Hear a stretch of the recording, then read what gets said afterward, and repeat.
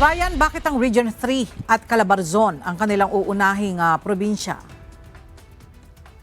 Ella, sabi ng DSWD, uunahin nila yung mga high density o malalaki yung populasyon, lalo na yung mga lugar na nakapaligid sa Kalakhang, Maynila. Sa unang Miyerkules, pagkatapos ng long holiday, sisimulan na ng DSWD ang pamimigay ng ayuda sa mga probinsya. Sabi ni Secretary Rex Gatchalian, uunahin nila ang Calabarzon at Region 3.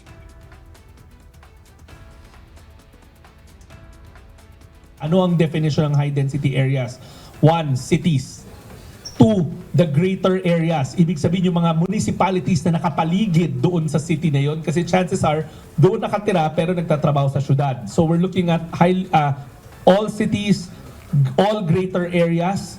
And then yung in the case of Luzon, alam natin na ang Calabarzon and ang Region 3 are actually part of Greater Metro Manila. Pero iikutan din nila ang iba pang mga probinsya. Ipopost sa mga website ng LTFRB at DSWD ang listahan ng mga pangalan na makakakuha ng ayuda isang araw bago ang distribusyon. Pagkatapos din ng long holiday, babalikan ng ahensya ang mga tsuper sa Metro Manila na hindi nakatanggap ng ayuda.